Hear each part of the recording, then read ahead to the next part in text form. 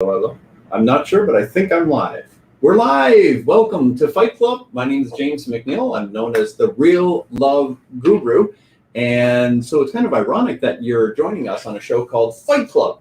And so to have a good scrap with a loving pacifist, good, godly, kind, and gentle guy like me, you need a scrapper. You need a devil's advocate. Welcome, my son Andrew. Andrew, say what's up. Hello, or what's up, as I've been instructed to say. So this is my son Andrew, and we have decided to have this show. And the reason for this show, Fight Club, is both of us have noticed that people really suck at arguing. They get into difficult conversations on difficult topics, and then they are uncertain how to move forward, how to find reconciliation and peace. And so although we're fearlessly engaging in any conversation, any fight, and we ask for your topics, by the way, please do like, love, comment, share, subscribe, connect with us, and let us know what topics you'd like us to scrap about. So we're always good for a scrap, father and son stuff. So Andrew, take it away. What are we talking about today? Well, today we've got three main topics we wanted to dig into a little bit. So we've got the general idea of particularly rich pastors, churches, Yep. this kind of thing. And there's a individual named Joel Osteen who apparently recently made an extravagant purchase, and the internet has gone wild. Internet gone wild. Yes. The second subject we wanted to touch on today was the team name change of the Cleveland Indians to the Cleveland, what was it again? Guardians. Yeah, Major League Baseball. Yes, the implications of any sensitive team names and what that. I think that could be an interesting topic to jump on. And lastly, we wanted to talk about Conor McGregor, our man crush. Just can't stop talking about the guy. If we're not getting in trouble for other things, let's just go ahead and throw that into the mix. So, yeah, we did talk about Conor McGregor last time, and I'm excited to put it back on the table because I would like to talk about the mental game of mixed martial arts, right? Mm-hmm. Which is something that I used to have that mental MMA. Mental MMA, right? Yes. The mental game of mixed martial arts, because I believe there's no greater testing ground for emotional intelligence. And so what is it that made him what he was? Is he still that? Can he get it back? What are the dynamics of getting on top and staying on top? And in any field, not just sports. So I think it's a hot topic. We'll talk about, is he humble? Is he not humble? Was he humble? Should he be humbled? And can he get back? So I'm excited about that. That's the ultimate question. Yeah. Beautiful. All right. Joel Osteen, hit me. What's your position on this? Well, to be clear, the story, as I've understood it, is that he very recently purchased a Ferrari. I can't remember the model. Sexy Ferrari. Probably a good one. Not one of those low level. No, not one of those. Not the. No. Not the minimum wage Ferrari. Nobody would have got upset about the minimum wage Ferrari. Yeah. You know that one. Yeah, no. One wheel. Yeah. Not that good old unicycle Ferrari. Okay. So he got a Ferrari. Yes, valued at some $300,000. Sure. And, the internet has gone wild because the moral implication of a pastor in a position that is promoting the idea of giving back to the community, giving to, poverty, and yet here he is dropping that kind of money on a car. So the question is it inherently wrong? Yeah. Should he have done it? Should he not have done it? Yeah. What do we think? Well, what do you think? I think, well, when I did a little reading on him, there was the, I've already forgotten again. What was the term of the? Prosperity gospel. Prosperity gospel. The idea that of a church putting out this idea that the more money you give to the church, the more that will come back into your life. Mm-hmm. And the fact that tends to lead to very wealthy churches and very wealthy pastors. And, is it inherently BS that they just want to trick people into giving them their money so they can spoil themselves? Is there truth to it? I mean, my opinion is, as we know, I'm far less spiritual than you are. So my thought is, kind of seems like BS to me. Like it seems like a great way to get a whole lot of money. So all right. So you believe, number one, the accusation that he's very wealthy, you accept. Because I'm not sure that story validated that that's his car that wasn't Photoshop. I mean, right now you can deep fake. There's so much you can do. So step one, believe the story that he's rich, like very rich. Well, to be clear, I mean, the name is brand new to me. So I'm not going to say, oh, I followed his story a long time and he's definitely rich. But conceptually, I believe that there are very rich pastors, and this guy could be an example of that. Right.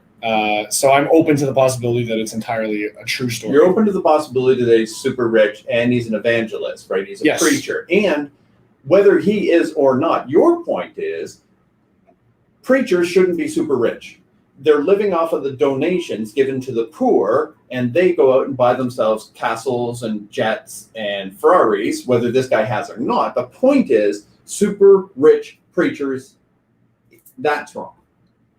Yes, I think there should be a line in the sand somewhere. I don't know where it is. I don't have an idea of what that is, but I think that if you're making your money off of donations, that you should be limited in your ability to have extravagant wealth. Yes. Yeah. So then part of what we can fight about, I suppose, is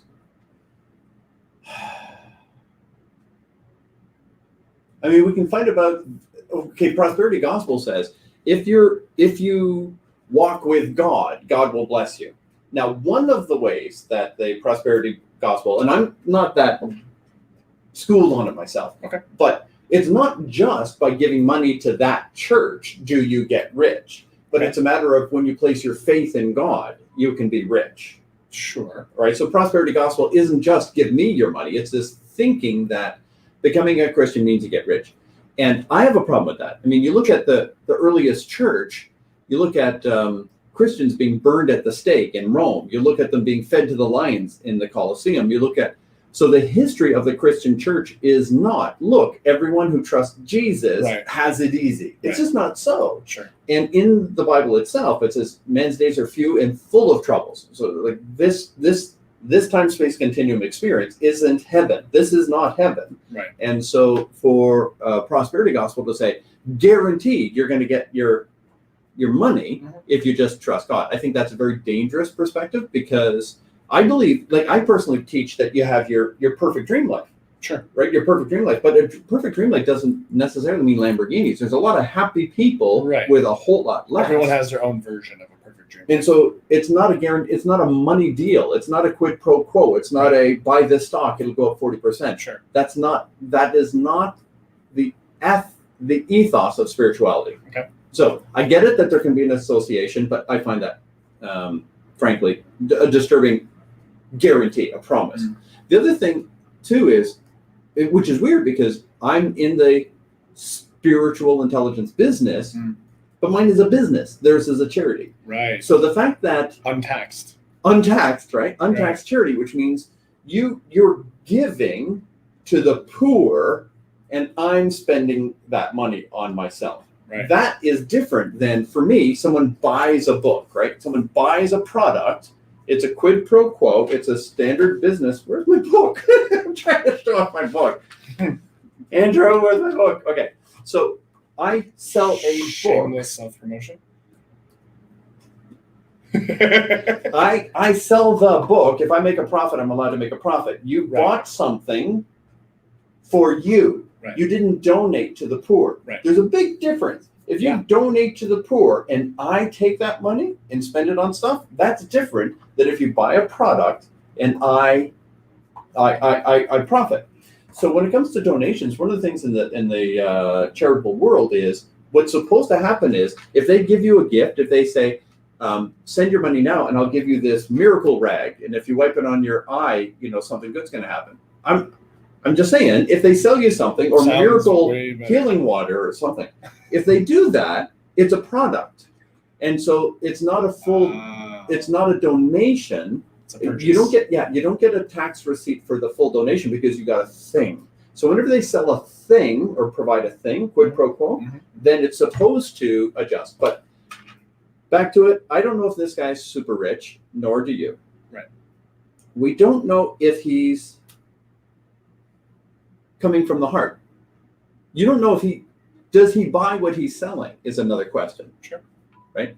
So if he buys what he's selling, he's doing the best he can. So if you put an evangelist from Christianity and let's say Islam and Scientology, someone who's into Scientology, and you put the three of them in the room, their job is to sell each other because they think they're right. And if they're not trying to convince the other one, they're not being ethical. Authentic, yeah. Yeah, it's their job because they believe it. So if he believes it, there's a different moral compass than if he just found the most profitable gig he could find on earth. Yeah, I mean, to me, like, okay, I think I started to say, I just think that there should be limits. Because, like, okay, I've had similar conversations where somebody would tell me, let's say like somebody who runs a charity specifically, right? If they're financially well off, is that morally wrong? Yeah. From an actual charity, not just a church. And I think that, there's a balance. I think that, like, on one hand, a person who dedicates their life to giving back shouldn't have to live in squalor to do so, right? I think that you should be able to live a comfortable life while focused on others. I think that that's a reasonable way to live. But I think anything, you shouldn't be able to go to extravagance in your wealth as somebody. Yeah, I disagree with that. The reason sorry, I cut you off. No, please. Fight Club. We're fighting. The thing is, Take gloves then off. where do we stop? You're not morally allowed to have that beard because I've decided how people are supposed to be. That's You're apples not and oranges, though. Where do you stop that we've decided what you can be and do and have? We live in a free society, which means, dude, you sold it, you profited, right? No, but you made too much profit. No, I'm taking some. I didn't get up in the morning. I didn't go to work. I didn't create anything. I didn't change the world. I've been picking my nose for days. You worked your tail off. You made a lot of money, and you have to give it to me. Once you cross they shouldn't be allowed to have it just because you don't have it or something, that's where we get weird. I agree, and I think there's a distinction in this conversation from similar to the one we had last week about the billionaires going on their space travel for fun. Like, I think that there's a different conversation around people who don't pretend to be something different. Jeff Bezos. Yeah, Jeff Bezos made a business. That business made him a ton of money, and that's the game that he was playing. Yeah. Right. So that to me is a distinct conversation. Fair play. Right. And I think there is a conversation to be had, but it's maybe a different one about a moral obligation on his part to give more back or whatever. But on this conversation, in a situation where a person is the preacher, profiting specifically from an idea that you're making a donation to a place that is focused on making the world a better place, that's focused on giving back, and the people at the top are driving, or this particular individual bought this. He did buy a Ferrari, Right, he bought this Ferrari. And so I think that there is a different conversation to be had about the context that gave the person that money. Donations. I personally agree. No, did you ever see the video where the preachers are talking about how they need bigger, better jets? No, you haven't seen that? I don't think so. Because I need a bigger, better jet. I've seen things like it. Because I can't be going on those jets with all those demon-infested people.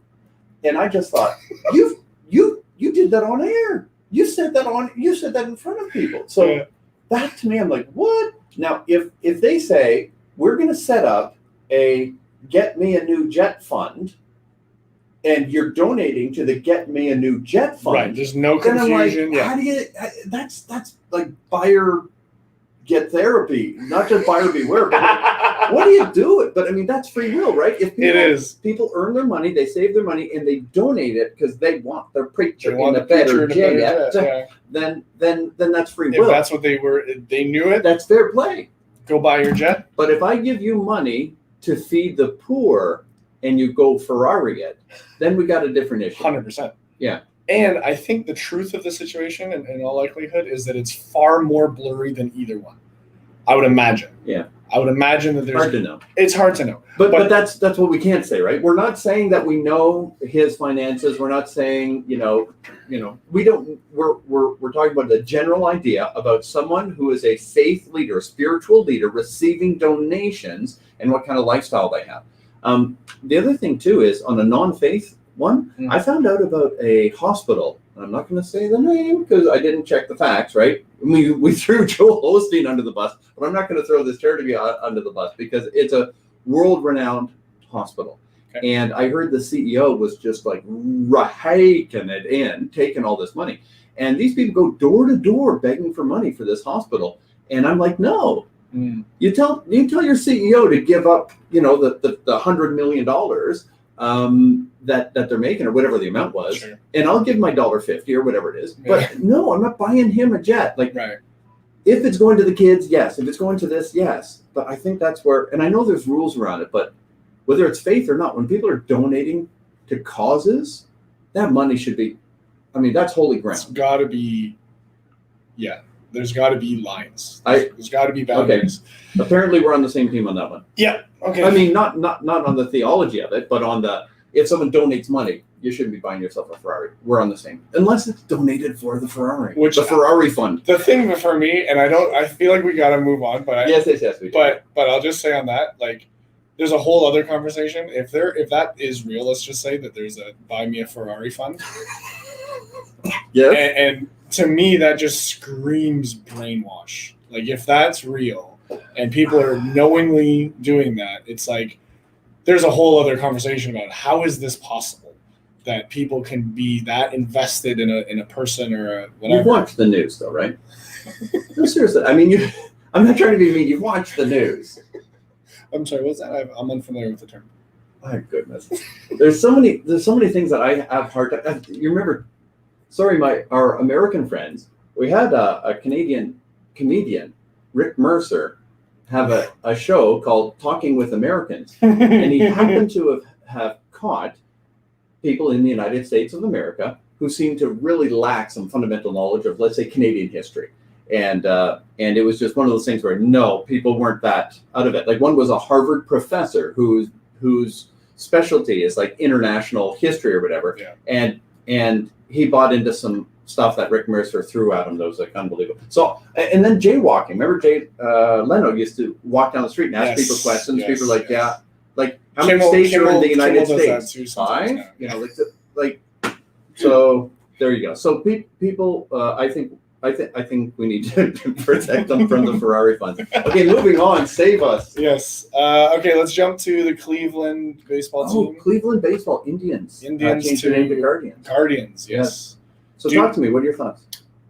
Well, I've heard a lot of debate over the last while. To do with this particular conversation, this team itself. I've also heard it about, to me, similar conversations about whether it be monuments. Here we have the conversation about this Dundas Street being changed. Yeah. And so there seems to be in Toronto, yeah. There seems to be a lot of conversation around, making changes from what was once normal to accommodate new sensitivities. New politically correct sensitivities. Exactly. Yeah. And so I'm on the team of change it. Yeah. I am. I think that I understand there's a lot of people that would feel like it's an unnecessary expense. It's an unnecessary thing where, some people will go as far as to say that they thought that the team name, the Cleveland Indians, was celebrating the culture. And I think personally that, like, on that particular argument, I think that that's kind of unreasonable, considering like a mascot is typically an animal or and so it's like you're celebrating lions and your team name is Lions, but it's like it doesn't feel congruent to say that we're celebrating the Indian culture by calling the Cleveland team the Cleveland Indians. So I think it was the right move. I think that it was overdue that they needed to evolve and just accept the fact that the world has changed. There's probably a lot of teams in North America that have indigenous references. The Braves, the Cleveland Blackhawks, the Chicago Blackhawks. Sorry. Yep. He's a big hockey fan. So, okay, so here's my thought. Number one, I'm one of those people who saw it as a compliment. Now, first of all, let's go ahead and say the term Indian Is wrong in and of itself. screams we're lost at sea and we think we're in India. Yeah. And so these people who don't speak our language must be Indians because we're no longer in England or France or Spain. Yeah. We're now here in India. So it screams Ignorance. It screams an ignorance. Like the insult is on the people who used the name. You were lost. You were wrong. You're not right. Right. So that's that. So I'm comfortable with let's get rid of that word for North American indigenous peoples. Yeah. Right. Yeah. I personally think, how did that last? How is it still How going did on? it last a year? How did it last that? Yeah, past day one. Oh, this is not India? You're still in Yeah. Oops. Yeah. Right? So I think number one, it's embarrassing that the explorers made that error, but then that it was never changed, and then so I think that term Indian for North American indigenous peoples is just come on. Yeah. That said, however, I personally took it as a compliment because you don't want your athletic team to be named the weak or the Sure. mild or the non-threatening or Right. the non-powerful. You would use like the Sparking. lions, Yeah. right? It didn't say the chipmunks. We're the chipmunks. Right. No, after you, right? Like, you don't name your team something weak, Right. something. It's not an insult. The name of the team is this is power we identify. We hold up in high regard with great respect. We call ourselves the Lions, the Bears, right? So I saw it as an intended compliment with a word that should never been used in the first place. Right. So I didn't think of it as an insult. And I'm curious, who was behind the changing of the name? Is it modern day sensitive people or North American indigenous people? And I'm not sure who led that fight. Because sometimes, the politically correct individuals pick fights that the people they claim to be defending don't agree with. Right. So I'm not sure who launched it. I completely agree that the term Indian is appropriate for those who are from India. Right. And so but I personally didn't see it as an insult, but rather a compliment. And I don't mind the name changing. It's none of my business. No one asked me my permission. But I personally didn't see it as an intended insult from the beginning. But I'm totally cool with changing the name because the name never applied to any indigenous North Americans. But I saw it as a compliment originally. I think, though, as far as compliments go, I think it's a twisted one because, I understand that implication that you pointed out. I think that that's accurate, but I also think that it's dehumanizing to be put in that position When all the others are animal, mostly the animal hawks, or the some, sharks. either inanimate or I hear you. whatever. And I think and that, so not only just the context, but also it's like it's not as if these are a past tense people. Oh, of course. Right. And I think that the fact that it's okay,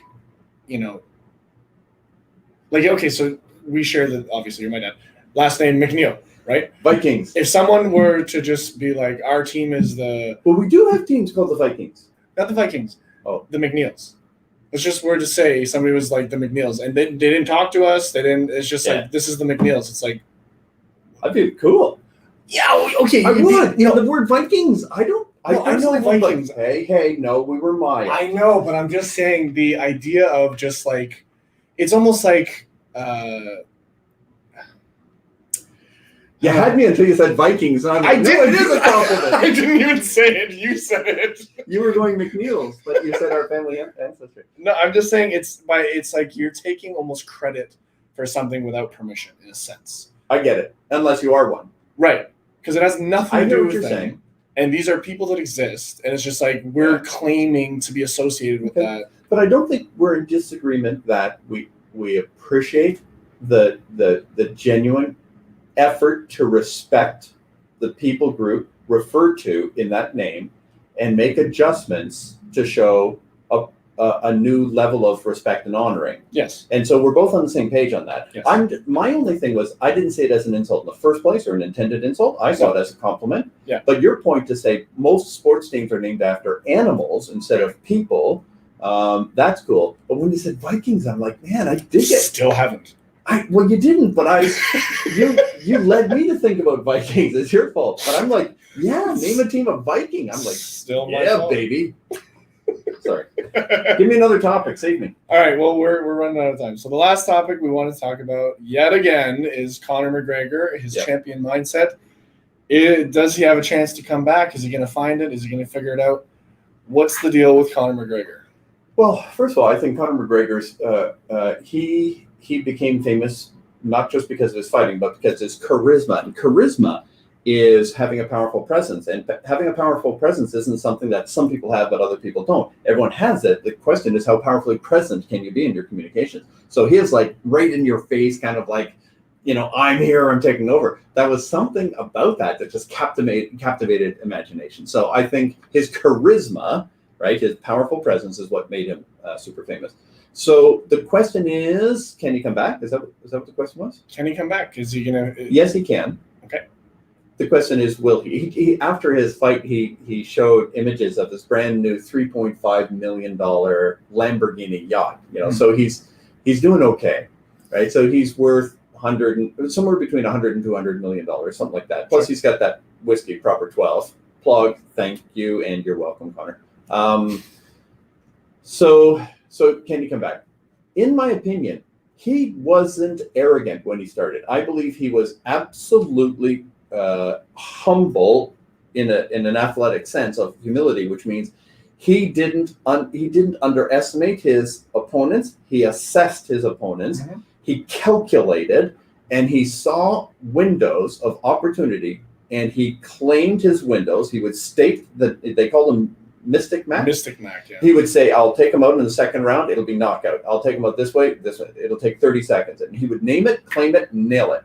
And so they're like, dude, he's pulling it off. And I don't think that came from bravado. I think it came from an intellectual brain that calculated the genuine threat and opportunity posed by his competition and the genuine opportunity and threat that he presented, and he calculated luring them into a trap where they would make a move where he knew the opening appeared in their game, and he would take them out. So I believe he started with humility, although most people would say he was arrogant, right.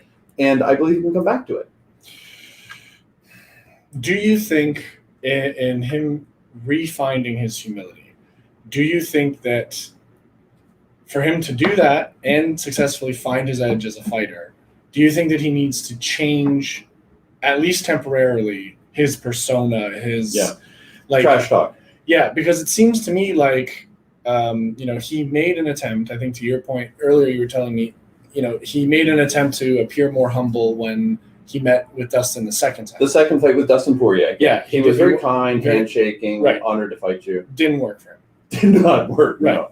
And it seems like now it's almost like he's trying to figure out, he's trying to find that angle, that what was working, how do I get back to that space? And it seems like he overcorrected into just yell obscene, anything he can think of to, I don't know, juice himself or get in Dustin's head.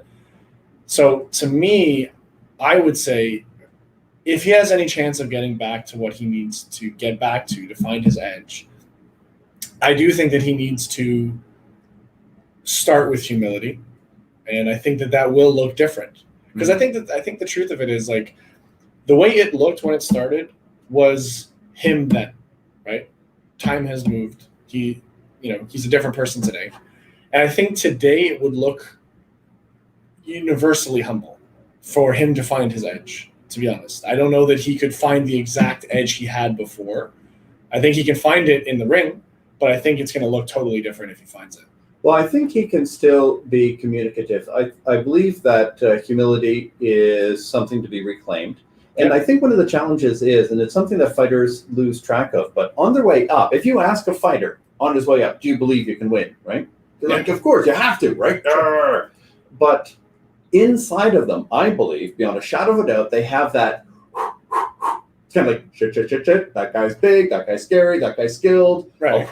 One mistake, and they torque themselves to an elevated state of performance, full-on Nen consciousness, by fear. There's an element of fear that says you better respect. Right. If you don't respect, you're going to wake up finding out it went the wrong way. Right. So there's an element of genuine, healthy fear, respect for the opposition, that is part of the equation for the ultimate peak in the mental, competitive emotional intelligence. The challenge with championship, I call it championship disease. Once they win the championship, they now really know they can beat everyone, right? Once they really know, it's not the same as being confident they can, right, because they don't have that little shit, ooh, be careful. And there's something about that little whisper in the back of their head that says, you told everyone you could do this, you better show up. Right. And there's that little bit of fear, that's that last piece of the puzzle that is lost by becoming champion. Right. So I believe that there has to be a almost complete confidence, which is what they had on the way up, but they have to bring back that fear. And GSP is a perfect example of doing that. And he triggered himself like extreme anxiety, and he had like anxiety disorder, I think you would say, because he birthed that fear. I can't be humiliated. I don't want to be embarrassed. I don't want to be knocked out. I can't let this happen. And he stimulated a feeling of fear to keep himself. And that's why he's been named by many the greatest fighter of all time, the GOAT.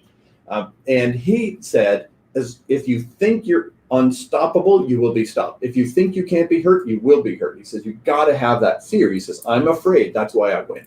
And so Conor has found his confidence, no question. And I think his trash talking at first would really upset the other fighters. And the other fighters would freak out. And he says, I have no ill will. I just love playing with their minds. But when he tried to reclaim his fire, his trash talking only worked on himself. He's the one who got stoked. He's the one who got upset. The first fight with Dustin was furious, couldn't even think. And Conor was laughing like, I'm so in your head. Yeah. Well, in the second one, he's like, dude. And he didn't have the fear. He looked past me. He's like, this is a charity fight. I'll just knock him out. But he'll make money. It's good for the kid. And he didn't have enough respect for him. And then the third one, to find that oomph, he simulated anger instead of fear. And that little bit of fear with that laughing, like he had that, everything is funny, and nothing's funny right now. If he gets back his sense of humor, like, this is hilarious. These guys all get upset. I'm not upset. I go in there cool as a cucumber. And he can find it, and he would need some emotional exhaust, and he can use humor instead of anger, because that's how he got there, by mocking and being funny and being quick-witted, and that was all being in the zone. And I think he totally can, but it requires the humility to say, it's not because my leg was off, it's not because my coach, it's not because I didn't work out, it's not because, no, it's because that guy beat me. That guy beat me. I can be beat. I can beat them, but they can beat me, and I better show up the version that wins, because there's a version of me that doesn't win, and I need to make sure the right me shows up. And with that respect for the competition, I believe you can come right back. Time will tell. There you go. How are we doing, son? Woo! We went a little over. I didn't want to interrupt you. Final thoughts? Final thoughts on Conor or anything else that we've talked about? Kiki says Conor has snapped. Yeah, he did. Literally, his leg snapped. And thanks, Kiki. Final thoughts. Let me put it this way. I'm not optimistic for Conor, but I'm a huge fan of his, and I would love to see him get it back. Yeah. Because prime Conor was my favorite fighter ever. Yeah, it was so much fun. Yeah. My prediction is he will get it back. Okay.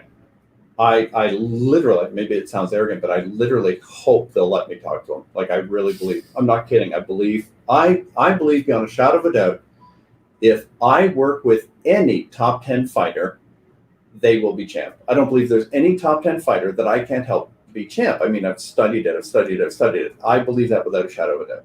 Well, if you get that, then I will negotiate my way into the locker room of his opponent.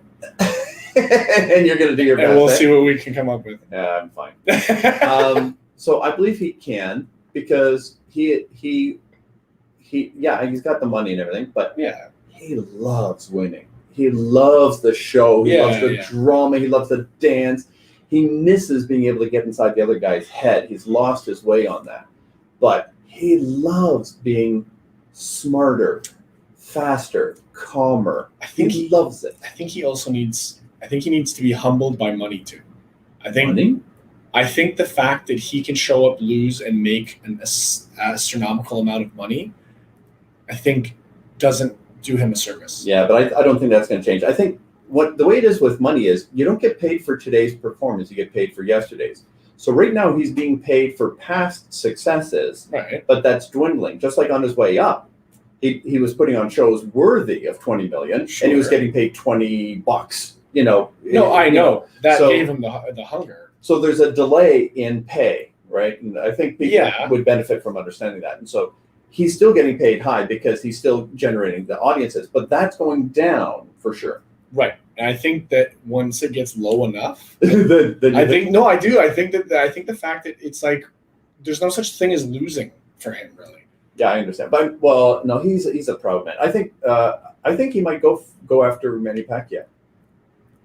I wouldn't be surprised if he said, "Let's go over and do boxing for a minute. It's so much easier." So much easier. You just punch. And Pacquiao would be a great fight because Pacquiao doesn't run away like Floyd would. Sorry, Floyd. Floyd Mayweather could knock me out in a millisecond, blindfolded with one hand wrapped in a pillow. So I mean no disrespect. But Floyd Mayweather, when he fought Manny Pacquiao, he won by running away and pointing him. And with Conor, he didn't stand there and let Conor punch him. He's great at not being punched. Yes. Well, Manny Pacquiao, that's not his thing. He says, let's trade. He wants to go. Let's see who falls down. Yeah. I think Conor and Pacquiao would be a riot. And I'm not saying I believe who would win. I'm not a boxing expert. But that would pocket him another cool $100 million. And it might stoke his competitive fires again. But we'll see. There we go. We will. Fight Club. Thank you for joining us. Please like, love, comment, share, subscribe, do all the things that people are supposed to do to encourage us, and let us know what you want us to scrap about. And give me your input on Andrew's t-shirt. Tell me what you think of that one. Peace. Wait, now I need my glasses to find out the stop button. Great cap. Stop. No, hold it.